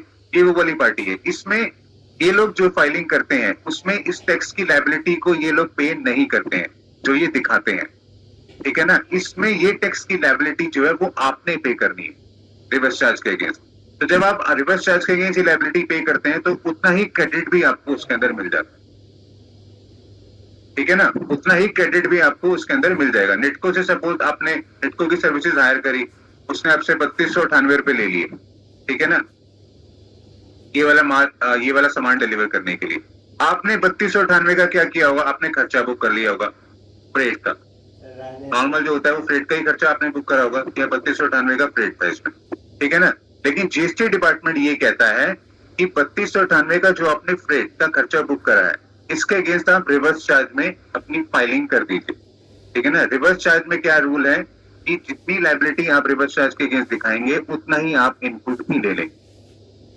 रिवर्स चार्ज में जितनी लायबिलिटी आप दिखाएंगे उतना ही आप इनपुट भी ले लेंगे, ठीक है ना। तो यहाँ पे कंफर्म करने के लिए ये पार्टी इसे रजिस्टर्ड थी, इसने फाइलिंग कर रखी है, तो इतना खर्चा आपने बुक करा, कंफर्म करने के लिए इसने फाइलिंग कर दी है, तो यहाँ पे 164.90 का जो है इनपुट आपको मिल जाएगा। ये 164.90 का इनपुट जो है वो आपको मिल जाएगा। लेकिन कंडीशन क्या है कि पहले 164 जो है वो आप जीएसटी लेजर में जमा कराएंगे, बैंक के थ्रू इलेक्ट्रॉनिक कैश लेजर में जमा करवाएंगे, और वहां पे पहले आप लायबिलिटी में दिखाएंगे 164, और उसके बाद जब आप इनपुट वाले में उसको क्लेम कर रहे होंगे तो वहां पे रिवर्स चार्ज के अंदर आप 164 क्लेम भी कर लेंगे, ठीक है ना। इसका मतलब ये है कि सपोज आपने 200 रुपए जमा करवाए इलेक्ट्रॉनिक कैश लेजर में, रिवर्स चार्ज में उसको दिखा दी लायबिलिटी में, ठीक है। ये जो रिवर्स चार्ज होते हैं, ये रिवर्स चार्ज बेसिकली जो होते हैं वो लॉजिस्टिक फ्रेट हो गया, लोडिंग चार्जेस हो गए, उनके अगेंस्ट आता है। और कभी कभी क्या होता है कि रिवर्स चार्ज में कुछ सर्विसेज जो होती हैं, जैसे कि प्रोफेशनल सर्विसेज होगी, लॉयर की होगी, कुछ होगी, तो वो जब अपना बिल देते हैं तो वो टैक्स नहीं भरते हैं, उनके पास जीएसटी नंबर होगा, वो टैक्स नहीं भरते हैं। वो सिर्फ आपको बता देते हैं कि हमने आपके अगेंस्ट इनवॉइस रेज कर दिया है, वो फाइलिंग कर देंगे, तो वो आपको यहाँ पे नजर आ जाएगा, ठीक है ना। और उस यहाँ पे जब वो नजर आएगा तो आपने अपने खर्चे को चेक कर लेना है कि खर्चा क्या उतना ही है जितना आपने उसने दिखाया है। तो वो यहाँ पे खर्चे के अगेंस्ट कितना इनपुट आपने क्लेम करना है, वो आपको अमाउंट यहाँ पे पता लग जाएगी। वो इनपुट के अगेंस्ट आप पहले बैंक के अंदर पैसे जमा करवाएंगे, ठीक है ना, और उसके बाद उतने का ही इनपुट आप क्रेडिट भी क्लेम कर देंगे, ठीक है। ये क्लियर हो गया ना रिवर्स चार्ज। अगर सर पार्टी फ्लैट पे कर रही हो, जो परचेज कर रहा है, पार्टी अगर जो परचेज कर रहा है वो अगर फ्लैट पे कर रहा है तो उस केस में क्या होगा? हाँ, उस केस में आपको कुछ नहीं करना है, आपको कुछ नहीं करना है। फिर वो पार्टी जो है वो उसके अगेंस्ट वो रिवर्स चार्ज पे करेगी, ठीक है ना। एक होती है, देखिए सेल होता है, एक तो सेल वाली होगी पार्टी, एक होगी परचेज वाली। फ्रेट के केस में क्या होता है, अगर ये पैसे सेल वाले ने दिए, ठीक है ना, तो सेल वाला जो है इसके अगेंस्ट रिवर्स चार्ज लेगा, ठीक है ना। लेकिन अगर ये पैसे परचेज वाले ने दिए तो परचेज वाला जो है वो रिवर्स चार्ज देगा, रिवर्स चार्ज उस पर भर के फिर क्लेम कर लेगा, ठीक है ना। वो आपने चेक करना है। देखिए खर्चा जो किसके पास बुक होगा, फ्रेट कौन भरेगा, फ्रेट का जो खर्चा है, आप कह रहे हो कि वो परचेज वाली पार्टी ने दिया है, तो खर्चा जो भी इसको क्लेम करेगा वही रिवर्स चार्ज भी क्लेम करेगा, ठीक है ना। खर्चा जो भी क्लेम करेगा, खर्चा जो भी करेगा वही पार्टी जो है वो रिवर्स चार्ज क्लेम भी करेगा, ठीक है ना। जिसने खर्चा नहीं करा वो रिवर्स चार्ज उसके अगेंस्ट नहीं भरेगा, वो उसको दिखेगा भी नहीं, पहली बात, ठीक है ना, वो उसको दिखेगा भी नहीं। जो ये फ्रेट वाली पार्टी है, सपोज नेटको वाली जो पार्टी है, नेटको जब बिल्टी बनाएगी, नॉर्मल जो बिल्टी बनती है या जो उसका एक इनवॉइस बनता है वो आपके अगेंस्ट बनाएगा, ठीक है ना। तभी तो उसका अकाउंट टैली होगा ना कि हाँ आपसे आपके अगेंस्ट मैंने इनवॉइस बनाया है तो आपके अगेंस्ट ही मुझे पैसा मिला है, ठीक है ना, तभी तो उसका अकाउंट टैली होगा। तो इस केस में भी उसे अगर टैली करना है तो वो आपके अगेंस्ट ही फाइल करेगा, ठीक है। और आपने टोटल खर्चा जो पूरे महीने में करा फ्रेट के ऊपर, ठीक है ना, तो वो फ्रेट का खर्चा सारा आपको यहाँ पे नजर आने लग जाएगा रिवर्स चार्ज के अंदर। रिवर्स चार्ज के अंदर आपको वो सारा खर्चा यहाँ पे नजर आने लग जाएगा। आपने क्या करना है, 164 रुपए बैंक के थ्रू अपने इलेक्ट्रॉनिक कैश लेजर में ऐड कर लेने। उसके बाद 3B में हम टैक्स फाइल करते हैं, तो 3B में क्या करेंगे, सेल वाले कॉलम में इतने रुपए से लायबिलिटी बढ़ा देंगे और परचेज वाले कॉलम में इतने रुपए से इनपुट बढ़ा लेंगे, ठीक है ना। एक तरफ हम ये कहेंगे कि हमने इसको भरा है और एक तरफ हम कहेंगे इसको हमने लायबिलिटी दिखाई, एक तरफ हम कहेंगे कि हमने ये भर दिया और हमने क्लेम कर दिया, ठीक है। ये क्लियर हो गया रिवर्स चार्ज सबको। देखिए रिवर्स चार्ज थोड़ा सा कॉम्प्लिकेटेड टॉपिक है, तो कोई भी अगर डाउट है तो वो आप पूछ सकते हैं अभी भी। और एक बार रिपीट करने से अच्छा होगा सर। मैं वही कह रहा हूँ कि सेल और परचेज जो पार्टी होती है, अगर वो फ्रेट की सर्विसेज हायर करती हैं तो फ्रेट के अगेंस्ट उनको रिवर्स चार्ज पे करना है, ठीक है ना। रिवर्स चार्ज क्या होता है, आप अपनी जेब से 100 रुपए जीएसटी पोर्टल में दे देंगे और जीएसटी पोर्टल कहता है वही 100 रुपए अपने इनपुट क्रेडिट में क्लेम भी कर लीजिए, ठीक है ना। जीएसटी पोर्टल कहता है उतने का इनपुट क्रेडिट भी क्लेम कर लीजिए। आपने 100 रुपए जमा तो करवा दिए, लेकिन आप उतने का इनपुट क्रेडिट भी क्लेम कर लीजिए। वो जो 100 रुपए आप जमा करवाएंगे वो आपको यहाँ ऑलरेडी रिफ्लेक्ट हो रहे होंगे आपके इनपुट क्रेडिट में, ठीक है ना। अगर आप वो नहीं जमा करवाएंगे तो ये वाला इनपुट भी आप नहीं ले सकते, ठीक है ना। इसमें देखिए जो पूरे महीने में खर्चा फ्रेट का होता है वो रजिस्टर्ड पार्टी के अगेंस्ट भी होता है और अनरजिस्टर्ड पार्टी के अगेंस्ट भी होता है। तो जो रजिस्टर्ड पार्टीज होती हैं, रजिस्टर्ड पार्टीज जो फ्रेट वाली होती हैं, जैसे टीसीआई एक्सप्रेस हो गया, नेटको हो गया, एसोसिएट वाले हो गए, एसोसिएट रोड कैरियर्स हो गया, तो ये लोग क्या, ये लोग जो होते हैं, ये जब अपना इनवॉइस रेज करते हैं, ये बिलिंग भी करते हैं, तो ये साथ में फाइलिंग भी कर देते हैं। फाइलिंग में ही आपका नाम दिखा देंगे जिस जहां से भी उसको पैसा मिला है, चाहे वो सेल वाले से मिला हो चाहे परचेज वाले से मिला हो, ठीक है ना। तो उसमें आपको जीएसटीआर 2B में आपको यहाँ पे वो रिफ्लेक्ट हो जाएगा, ठीक है ना। वो हमेशा आपको यहाँ पे सारा रिफ्लेक्ट हो जाएगा। लेकिन अनरजिस्टर्ड वाली जो पार्टीज होती हैं वो आपको पता ही है कि उनके पास तो जीएसटी नंबर होता ही नहीं है, तो वो तो आपके अगेंस्ट फाइल कर ही नहीं सकते कुछ भी, ठीक है ना। उस केस में क्या करेंगे, उस केस में आप उस फ्रेट के खर्चे को कैलकुलेट करेंगे और कैलकुलेट करने के बाद उतने का ही रिवर्स चार्ज क्लेम कर लेंगे। पहले भरेंगे और फिर रिवर्स चार्ज क्लेम कर लेंगे, उतने का ही इनपुट क्लेम कर लेंगे, ठीक है ना। ये फिगर जो होती है, सपोज यहाँ पे अगर 164 रुपए 90 पैसे दिखाई दे रही है, लेकिन अगर आपने अपनी बुक्स चेक करी फ्रेट वाली तो वहां पे 200 रुपए का खर्चा आपने और कर रखा था कोई सामान भेजने के लिए किसी को, तो आपका जो टोटल फ्रेट हो गया वो हो जाएगा 364 रुपए 90। इतने का आप इनपुट क्रेडिट क्लेम करेंगे, इतने का ही पैसे आप बैंक में जमा करवाएंगे जीएसटी पोर्टल में और उतने का ही आप इनपुट में भी क्लेम कर लेंगे, ठीक है ना। तो फ्रेट जो है उसमें रजिस्टर्ड पार्टीज और अनरजिस्टर्ड पार्टीज दोनों आ जाती है। रजिस्टर्ड पार्टीज जो है वो आपको यहाँ पे नजर आ जाएंगी, अनरजिस्टर्ड वाली जो है वो नजर नहीं आएगी, ठीक है। ये क्लियर हो गया सर। एक चीज पूछना था जी सर, हम जो यहाँ पे दिखा रहे हो ना, ट्रेड बोल के 164 200 rupees sir, including their charges are also.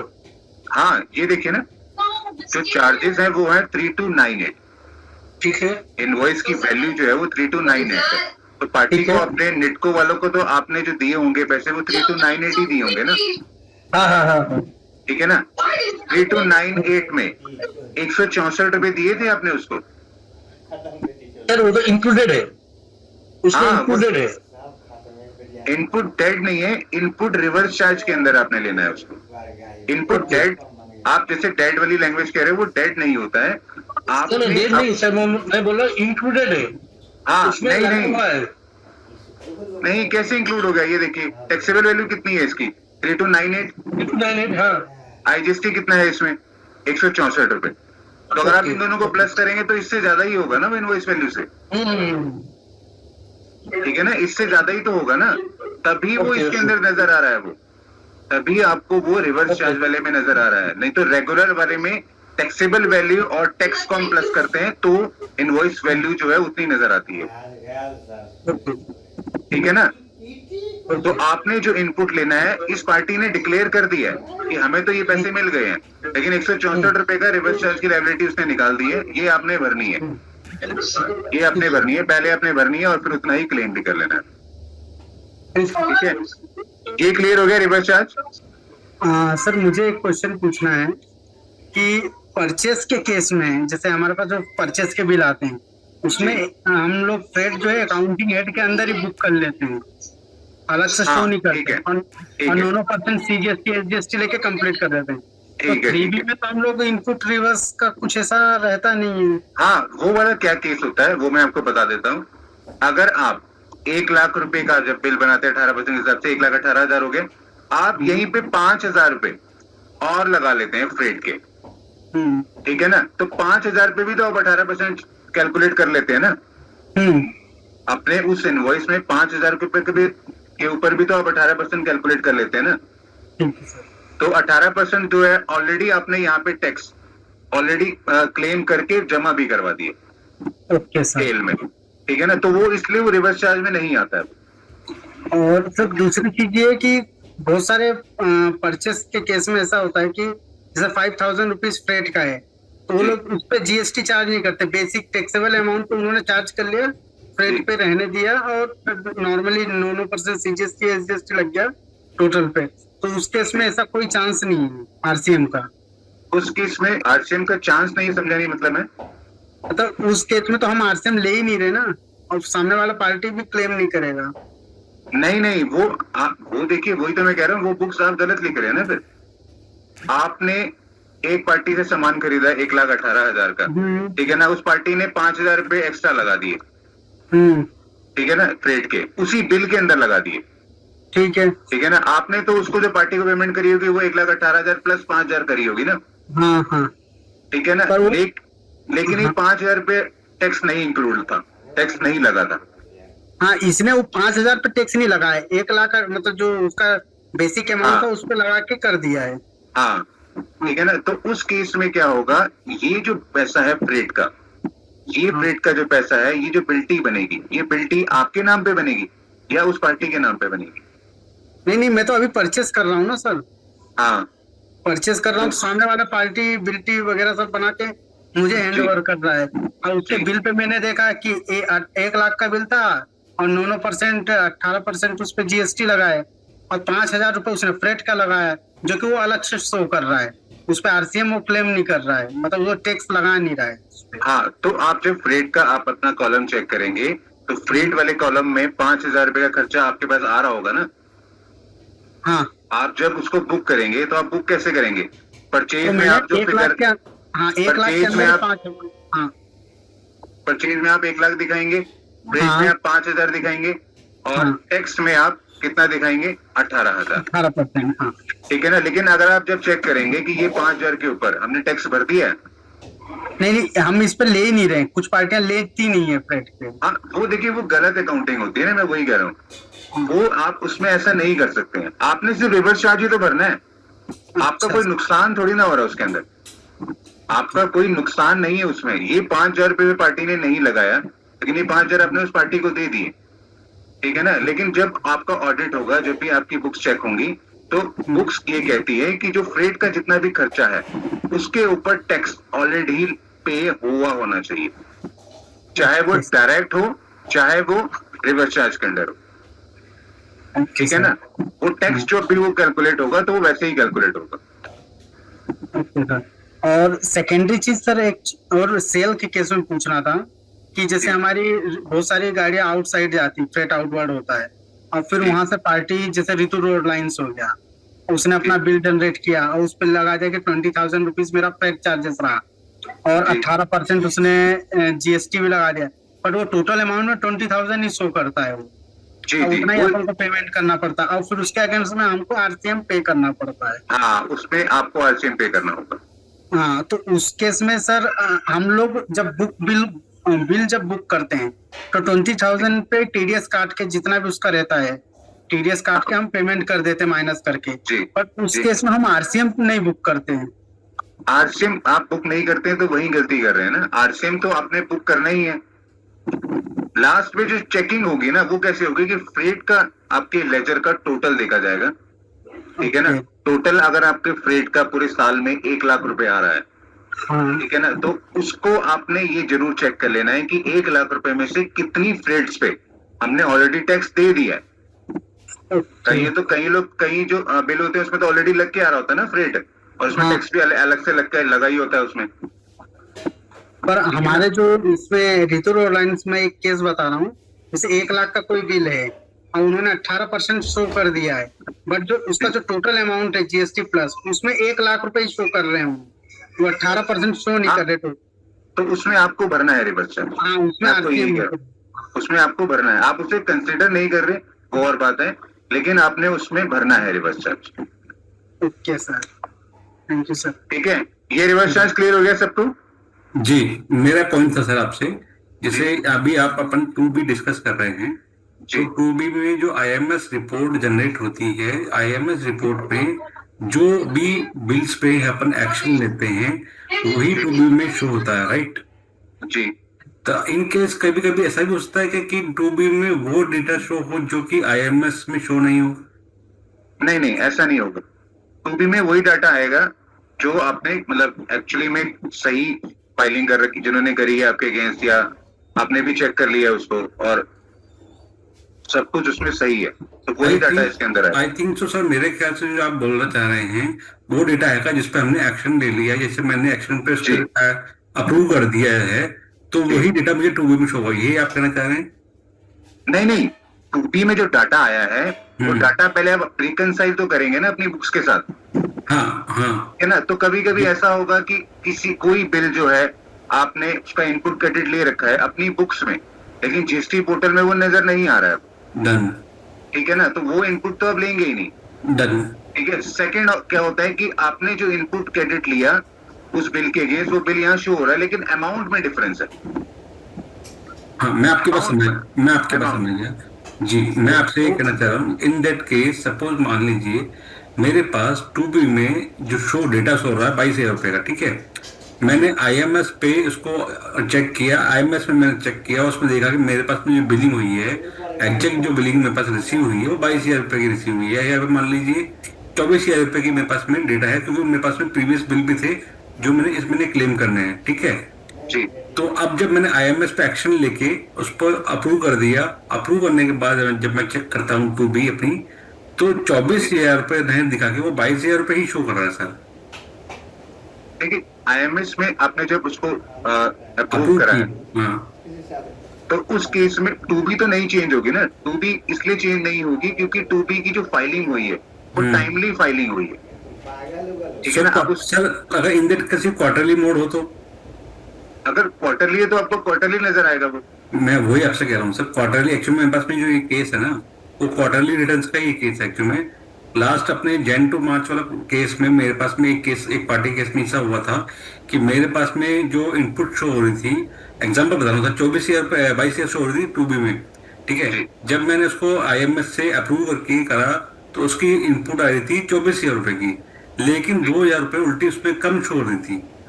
वो चीज जानना चाह रहा हूँ सर, वो कैसा सोचता है? देखिए, उसमें जो जितने भी आपको लेने हैं इनपुट, उनको आप अप्रूव करेंगे, और जितने नहीं लेने हैं वो आप रिजेक्ट करेंगे, या पेंडिंग में डाल देंगे। हाँ, या पेंडिंग में डाल देंगे। हाँ, पेंडिंग में डाल देंगे और उसको फिर कंप्यूटेक्स कर देंगे। तो कंप्यूटेक्स करने के बाद में जो एक्चुअल जो डेटा होगा वो अपने पास में शो हो जाएगा 2B में। जी जी। 2B में नहीं होगा, नहीं 2B में नहीं शो होगा। आप वो जो एडजस्टमेंट होगी ना, वो एडजस्टमेंट वो 3B में होगी, वो वाली है ना, 3B में होगी वो। मेरा पॉइंट ये सर, मान लीजिए अगर मेरे पास में 100 बिलों की एंट्री आ रही है, 100 बिलों में से मैंने खाली 80 बिल ही जो है अप्रूव कर दिए हैं, क्योंकि इस महीने के थे या इस क्वार्टर के थे, ठीक है। 20 बिल ऐसा भी आ रहा है, कुछ बिल ऐसा भी, कई बार ऐसा भी होता है कि इसमें जैसे अपन इनपुट लेते हैं 20 मार्च को, 20 हर महीने 20 तारीख को, ठीक है। तो इस महीने के कुछ बिल भी इसमें इंक्लूड हो जाते हैं, तो वो तो आप क्लेम कर नहीं सकते सर, ठीक है, क्योंकि वो नॉट फाइल्ड होते हैं, वो नॉट फाइल्ड शो होते हैं सर उसमें। अच्छा। कुछ एक बिल ऐसे भी होते हैं जो करंट महीने के होते हैं, वो इसमें शो हो जाते हैं आपके 2B में। जी। 2B में आईएमएस अगर डेटा देखेंगे तो आईएमएस डेटा में कुछ एक बिल ऐसे भी शो होंगे सर जो कि इस करंट मंथ के होंगे, ठीक है, तो उसको तो आप अभी अभी करंट मंथ वाली इनवॉइस में तो आप उसको क्लेम कर नहीं सकते, उसको तो आपको नेक्स्ट मंथ क्लेम करना पड़ेगा। तो उसके लिए उसको आपको पेंडिंग में डालना पड़ेगा एटलीस्ट, ताकि आप उसका एक्शन नेक्स्ट नेक्स्ट मंथ आप उसको क्लेम कर सको। हाँ, वही तो मैं कह रहा हूँ ना, जी। ये जो IMS रिपोर्ट जो है ना, इसमें आप एक्सेप्ट, रिजेक्टेड, पेंडिंग ये आप कर सकते हैं, जी ठीक है ना। लेकिन जब आप 3B भरेंगे, जी 3B जब आप भरेंगे ना, तो 3B में आपको 2B वाली ही फिगर नजर आएगी, बिल्कुल, आपकी बात सही है ठीक है सर। ना। उसमें जो नीचे के जो बाकी कॉलम्स है ना, हाँ। उन कॉलम्स में जो भी आपने एक्सेप्ट, रिजेक्टेड करे हैं जितने अमाउंट्स के, हाँ। वो एडजस्टमेंट्स वहां पे करनी है। वो 3B जब मैं करवाऊंगा तो मैं आपको बताऊंगा, अच्छा। ठीक है ना। अगर तो आपको लगता है कि क्रेडिट सारा सही है ये, हाँ। तो आप इसको कुछ ना करिए। नहीं, ठीक है ना? वो एक्चुअली सर मेरे पास में यही इशू आया था, इसलिए मैं आपसे डिस्कस कर रहा हूँ कि मेरे पास 2B में जो शो हो रहा था, पहले 22,000 पे शो हो रहा था। जब मैंने IMS से अप्रूव किया तो मेरा जो इनपुट बन रहा था वो 24,000 बन रहा था। तो मेरा जो इनपुट बन रहा था 24,000 पे, तो 2B में भी ऑटोमेटिक 24,000 पे रिफ्लेक्ट होना चाहिए। जी। लेकिन वो ना 24,000 ना होकर 22,000 शो कर रहा था, और वो जी। क्वार्टरली रिटर्न थी सर। जी। और सारी इनवॉइस मैंने अप्रूव करके उसके बाद मैंने उसको देखा है। तो मैंने जब देखा तो उसमें 24,000 बन रहा था, तो मैंने 24,000 उसमें इनपुट मान लिया। एग्जैक्ट पार्टी को भी बोल देगा आपको 24,000 रुपये इनपुट मिल जाएगा। लेकिन जब जी। मैंने उसका 2B में देखा तो उसमें 22,000 पे शो कर रहा है, और हाँ। 22,000 रुपये ही इनपुट वो अपना 3B में इनपुट क्लेम कर रहा है। जी, वो इसलिए होता है ना कि आपने जो ये इलेक्ट्रॉनिक क्रेडिट रिवर्सल और रीक्लेम स्टेटमेंट जो होती है ना, वहां पे उनको डाला होगा, उतनी अमाउंट्स को डाला होगा, तो ही वो आपको नेक्स्ट मंथ आपको क्लेम मिलेगा। नहीं सर, ऐसा कुछ नहीं किया मैंने। हाँ, तो वो आपको करना है ना। वो जब मैं भी 3B करवाऊंगा ना, तो मैं आपको उसमें ये बात बताऊंगा कि वो कैसे करना है वहां पे, ठीक है ना। ठीक है। तभी वो क्लेमेबल आपका, मतलब तभी आप उसको क्लेम कर सकते हैं, ठीक है ना। जो 2B में जनरेट हो गया, वो आपके अकॉर्डिंग अगर ठीक नहीं है, तो 2B की फिगर जो 3B में आती है, ठीक है ना, वो बिल्कुल सही होती है उनके अकॉर्डिंग, जीएसटी पोर्टल के अकॉर्डिंग। लेकिन अगर आपको लगता है कि 2B वाली फिगर हमारी बुक्स के साथ मैच नहीं हो रही है, तो उसमें क्या आप करोगे, उसमें जब आप 3B भर रहे होंगे, तो 2B वाला जो आप इनपुट वाला सेक्शन होता है, वहां पे ये वाली फिगर शो हो रही होंगी, ठीक है ना। लेकिन ये फिगर्स आप इसको ऐसे ही रहने दोगे। अगर आपने इसमें ज्यादा करना है, तो आप नीचे वाले जो कॉलम्स होते हैं उसके अंदर 3B के अंदर, वहां पे ज्यादा करोगे। और अगर आपने कम करना है, तो वो नीचे वाले कॉलम जो है उसके अंदर कम करेंगे। वो मैं 3B जब आएगी तो मैं उसमें बताऊंगा वो वाली चीज। ठीक है। जैसे मैं एक और पूछ रहा था आपसे कि अभी जैसे अपन क्या IMS सिस्टम अडॉप्ट कर रखा है आपने? IMS सिस्टम जो है जी, ये अडॉप्ट कर रखा है आपने? मतलब अभी आप जैसे रिटर्न फाइलिंग करते हैं तो जी। क्या आप IMS के बेस पे करते हैं या डायरेक्टली 2B में जो अमाउंट होता है उसके बेस पे करते हैं? नहीं, डायरेक्टली जो 2B वाला होता है मैं तो वही करता हूँ। अभी मैं मतलब IMS वगैरह पे मैं ज्यादा नहीं जाता हूँ अभी, अच्छा अच्छा। क्योंकि जो कुछ पार्टीज होती हैं उनके कुछ अपने डिस्प्यूट्स होते हैं, ठीक है ना। Okay, वो डिस्प्यूट्स के अकॉर्डिंग ही फिर चलना होता है ना। अच्छा अच्छा। कभी कभी तो वो कहते हैं कि नहीं, हमें इतना इनपुट मिल रहा है, आप इतना इनपुट दिखा रहे हो, तो उनको सिर्फ उनको वो चीज वैसे बतानी पड़ती है फिर। ओके। ठीक है ना। तो वो उसके इसमें मतलब मैं अभी IMS वाले जो है सारी पार्टीज में नहीं करता मैं, सिर्फ कुछ पार्टीज है उन्हीं में ही करता हूँ। Okay okay. तो फिर सब बेसिक वैसे बेसिक्स वे जो है सही तरीका क्या है कि मतलब IMS के बेस पे करना चाहिए या विदाउट IMS के बेस पे करना चाहिए? नहीं, आप अपनी बुक्स को तो रिकंसाइल करेंगे ना पहले। नहीं, बुक्स को तो सर 2B से मैच करेंगे नेचुरल बात है, सही बोल रहे हैं आप। बुक्स में जब आप रिकंसाइल करेंगे तो कुछ बिल ऐसे भी निकलेंगे जिनका इनपुट आपको मिलना चाहिए था, लेकिन वो फाइलिंग ही नहीं हुई है अभी तक ना। आपको इनपुट मिलना चाहिए था, लेकिन वो फाइलिंग ही नहीं हुई अभी तक। सर वो तो क्वार्टरली मोड में, तो चक्कर में बिल भी नहीं नहीं आता। नहीं, कई लोग होते हैं फाइल ही नहीं करते बिल। क्वार्टरली वाले तो अलग केस हो गए, कई लोग रेगुलर वाले थे वो भी फाइल नहीं करते। हाँ नहीं, वो भी हो सकता, सही बोल रहा आप। तो फिर उस केस में आप क्या करोगे, उसमें IMS पोर्टल तो फेल हो जाएगा ना फिर। IMS पोर्टल तो सिर्फ उन बिलों के लिए है जो यहाँ पे शो हो रहे हैं। वो बिलों के तो लिए नहीं है ना जो यहाँ पे आए ही नहीं है जो बिल। ठीक है ना। तो उस केस में क्या करोगे आप, उस केस में तो आपका नुकसान होगा ना उसमें। ओके, एक्स्ट्रा इनपुट क्लेम कर लिया। हाँ बिल्कुल, ठीक है सर। ठीक है। सर IMS होता क्या है? देखिए, जो बिल्स यहाँ पे शो हो रहे हैं 2B के अंदर, ठीक है ना, अगर ये बिल्स आपके सही नहीं है तो आप वहां पे एक्सेप्ट, रिजेक्ट या पेंडिंग में डाल सकते हैं। जो बिल यहाँ पे शो हो रहे हैं, सपोज जैसे ये शो हो रहा है आर्यन ट्रेडर का, ठीक है ना, ये दिखा रहा है कि 21,000 रुपए का बिल है ये, ठीक है ना, टैक्स से इतना दिखा रहा है और आपको लगता है कि टैक्स ज्यादा है, ठीक है ना, तो IMS में जाके आप उसको एक्सेप्ट, पेंडिंग या रिजेक्ट में डाल सकते हैं अपने ओके अकॉर्डिंग, सर। ठीक है। सर कंपोजिट मीन्स क्या होता कंपोजिट, कंपोजिट मीन्स क्या? कंपोजिट स्कीम तो बेसिकली वो होता है ना कि जिसमें आपकी, अगर आप कंपोजिट स्कीम में आए हुए GST नंबर में, तो आपके अगेंस्ट का इनपुट वो पार्टी नहीं क्लेम कर सकती, क्योंकि आप टैक्स भरते ही 1% या 2% हो बस, ठीक है सर। ठीक है।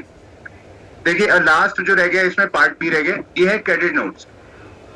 क्रेडिट नोट्स जो पार्टियां जितनी भी क्रेडिट नोट्स बनाती हैं या फिर जिनके अगेंस्ट आपको इनपुट नहीं लेना चाहिए या आपको अपना इनपुट रिवर्स करना है, तो वो सारी जो चीजें हैं वो यहाँ पे आपको नजर आ जाएंगी।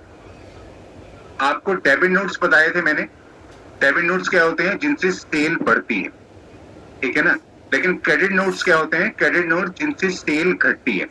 तो अगर सेल घटेगी तो आपका इनपुट भी घट जाएगा। तो ये अगर क्रेडिट नोट्स यहाँ पे किसी ने आपके अगेंस्ट फाइल करे हैं रिवर्स चार्ज में चाहे अमेंडमेंट में, ठीक है ना, तो वो सारे क्रेडिट नोट्स का जो इफेक्ट है वो आपको यहाँ पे नजर आने लग जाएगा, और ये इफेक्ट जो होता है वो हमेशा नेगेटिव में होता है, ठीक है। ये हमारा 2B था। अभी तक जिसका अगर कोई क्वेश्चन है यहाँ तक का तो वो पूछ सकता है। सर क्या आज का एक बार ओवरव्यू दे सकते हैं प्लीज? हाँ, ओरल बेसिकली ये है कि जब भी आप परचेज के बिल अपने बुक्स में रिकॉर्ड करेंगे तो आपकी स्टेटमेंट और GST पोर्टल की स्टेटमेंट ये मैच होनी चाहिए, ठीक है ना। कभी कभी ऐसा होता है कि कुछ खर्चे आपने बुक तो कर लिए हैं लेकिन उन खर्चों के अगेंस्ट आप इनपुट क्रेडिट लेना भूल गए हैं, ठीक है ना। कुछ खर्चे ऐसे होते हैं जो जैसे नॉर्मल रेगुलर टैक्स पेयर होगा वो तो आपके अगेंस्ट बिल फाइल दे देगा, बिल दे देगा, लेकिन कभी कभी बैंक चार्जेस कटते हैं, जैसे HDFC के बैंक चार्जेस कटे हैं, तो HDFC क्या करेगा, आपके अगेंस्ट कोई इनवॉइस तो ना देगा वो समय, वो आपके अगेंस्ट चार्जेस काट के जमा करवा देगा आपके GST नंबर के अगेंस्ट। तो आपको वो जो दिखेगा वो आपको यहाँ पे दिख जाएगा B2B इनवॉइसेस में, ठीक है ना, यहाँ पे आपको वो दिख जाएगा। तो वो आपने अपनी बुक्स को पहले चेक कर लेना है कि आपका जो इनपुट है वो सही आ भी रहा है या नहीं आ रहा है, ठीक है ना। आपकी बुक्स में देखिए जैसे HDFC बैंक है, नॉर्मली क्या होता है कि जब भी चार्जेस काट लेता है अगर ये, ठीक है ना, तो इसका कोई इनवॉइस नहीं मिलता है आपको, और आपको भी ये बात 3-4 दिन बाद ही पता चलती है। तो इनवॉइस आता जरूर है लेकिन वो कभी कभी लेट हो जाता है वो इनवॉइस। तो इनवॉइस लोग क्या करते हैं, नॉर्मली बैंक चार्जेस में डाल देते हैं।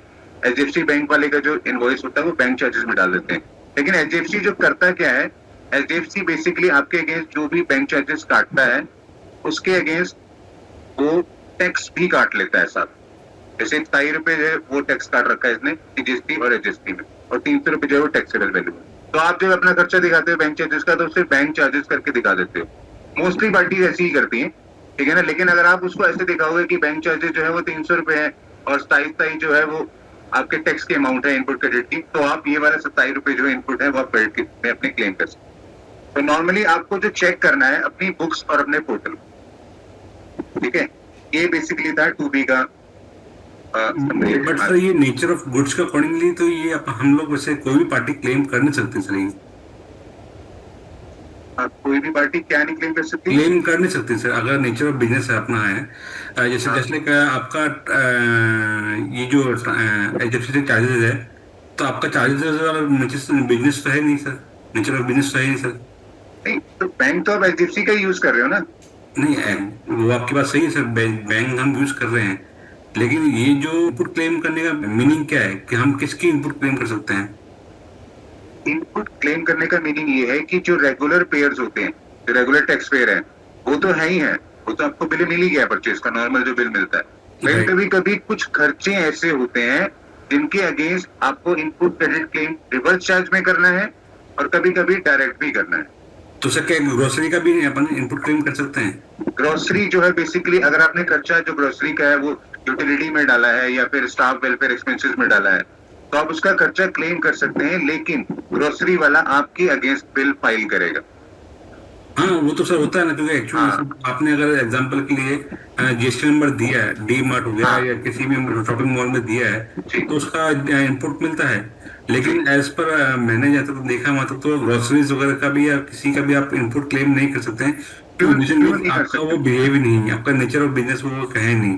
देखिए खर्चा तो है ना वो नेचर का। अगर खर्चा है तो आप एक खर्चा सर है तो खर्चा आप स्टाफ में शो कर दीजिए, उसको बात कर लेते हैं। हाँ, आपको मैं वही नेचर तो ऑफ बिजनेस नहीं है ना सर वो। मैं वही तो उस कह रहा हूँ उस कि माल को आप आगे बेच तुम रहे हैं, वो तो आप कंज्यूम करना चीज को। आपने कंज्यूम कर लिया है, तो मैं वही कह रहा हूँ ना कि उसने, अगर आपने कहा है कि B2B में दिया है आपको बिल, हाँ ठीक है ना, तो हाँ B2B में जो भी खर्चे होते हैं वो खर्चे कुछ ऐसे होते हैं जो कंज्यूम ही होते हैं, वो आप आगे बेचते नहीं है उसको। सर, और वो बिजनेस बिजनेस एक्टिविटी को बढ़ाने के लिए तो होते ही है ना सर। हाँ नहीं बिजनेस एक्टिविटी ऐसे ऐसे तो मान लीजिए कोई भी, ये तो एक ग्रोसरी हो गई, आप गए दुकान पे आपने को शर्ट या टी शर्ट पसंद आ गई, वो भी आपने मान लिया, वो भी ले लिया आपने, तो ऐसा हर एक चीज नहीं को नहीं, प्रोडक्ट क्लेम वो कर चीज सकते नहीं हैं। कह रहा हूँ मैं, वो चीज नहीं कह रहा हूँ। वो हर एक चीज का थोड़ी आपने जो सामान खरीदा, अगर ऑफिस यूज के लिए खरीदा है वो, हाँ तो ऑफिस में जैसे चाय तो बनती ही होगी ऑफिस ना। इक्विपमेंट, ऑफिस यूज के लिए भी सर ऑफिस इक्विपमेंट हो गया, मशीनरी हो गई, हाँ प्रोडक्ट्स तो हो गई, आप उसी का क्लेम कर सकते हो ना सर उसमें भी नहीं तो। नहीं नहीं नहीं, उसका नहीं होता है वो। अगर कोई भी ऐसी चीज जो है जो आपके ऑफिस या फैक्ट्री के लिए यूज हो रही है, हम्म। ठीक है ना, वो कंज्यूम ही होगी। जैसे आपको चाय तो सारे पीते ही हैं, आपको पता होगा जी ऑफिस में और इसमें, तो कोई जी। अगर बिल चाय का, आपको जो आपने सामान खरीदा है वो चाय का बिल है जो आपने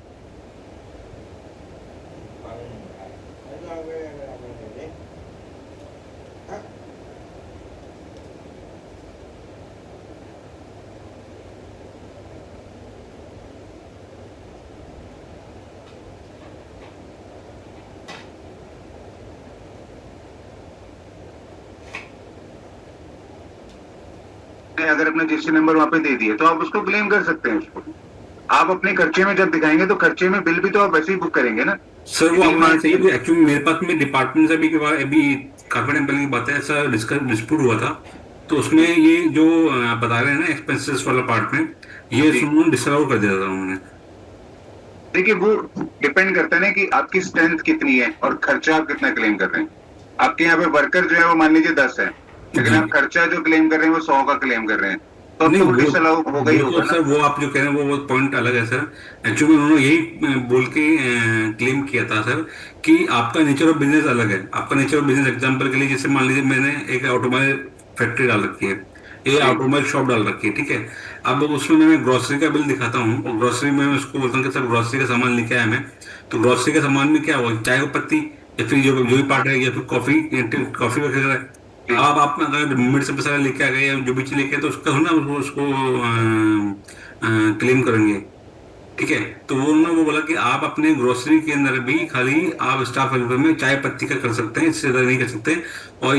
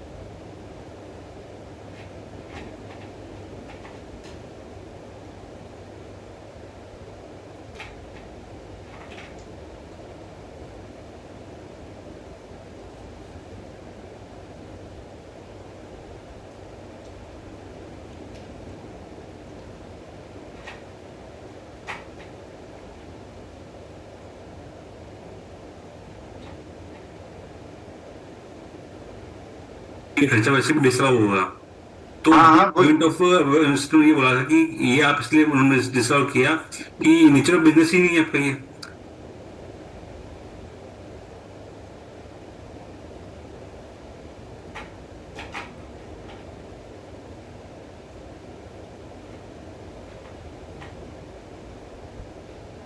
आपका मेजर बिजनेस तो ऑटोमोबाइल का पार्ट्स का है, आप पार्ट्स का बिल लाइए, क्लेम कीजिए, कोई दिक्कत नहीं है। मैं वही कह रहा हूँ ना कि अगर उस पार्टी ने आपके अगेंस्ट यहाँ पे फाइल करा है, जी अगर यहाँ पे आपको पोर्टल पे वो नजर आ रहा है, जी जी तो फिर आप उसको रिजेक्ट कर दीजिए। अगर आपको लगता है कि ये मेरे अगेंस्ट है ही नहीं है, यही मेरे नेचर ऑफ बिजनेस के अगेंस्ट नहीं है, तो आप उसको रिजेक्ट कर दीजिए। वही तो सेम चीज मैं आपसे एक चीज कह रहा हूँ सर। तो मैं वही कह रहा हूँ, लेकिन अगर पार्टी ने बिल फाइल कर दिया आपके अगेंस्ट, तो आप जी। क्लेम करोगे ही करोगे। नहीं, पार्टी भी तो उसको सर रिक्वेस्ट भी तो कर सकते हैं, अगर वैसे को जो क्लेम करना ही करना है। हाँ, रिफ्यूज भी कर सकते हैं, जरूरी नहीं है कि आपने क्लेम करना ही करना है, रिफ्यूज भी कर सकते हैं। जी। देखिए जो टेलीफोन एक्सपेंसेस होते हैं, अगर आप टेलीफोन कॉर्पोरेट कनेक्शन अगर आप लेते हैं, राइट, तो उसमें आप क्लेम नहीं करेंगे क्या जीएसटी? सर टेलीफोन एक्सपेंसेस भी क्लेम कर सकते हैं ना सर, तो मैं वही कह रहा हूँ, लेकिन कुछ वो एक्सपेंसेस हैं टेलीफोन जिन पे क्लेम होंगे। पोस्टपेड वाले जो होंगे वो आप क्लेम कर सकते हैं। अगर आपने मान लीजिए प्रीपेड ले लिया, उसमें भी आपका अगर, तो उसमें जरूर क्लेम करेंगे सर। मैं वही कह रहा हूँ ना कि वो आपने चेक करना है ना कि कौन आपके अगेंस्ट फाइलिंग यहाँ पे कर रहा जी है। जी, ठीक है, ओके तो ये जो आपका पॉइंट है आप डाउट राउंड के लिए रखिए, हम वहाँ पे डिस्कस करेंगे पक्का। ठीक है ना, जो अभी 3 सेशन हमारे डाउट राउंड वाले होंगे, वहाँ पे हम लोग ये सारी चीजें डिस्कस करेंगे। ठीक है ना, सारा कंप्लीट होने के बाद। ठीक है, ठीक है, ठीक, okay okay everyone, good night. Good night.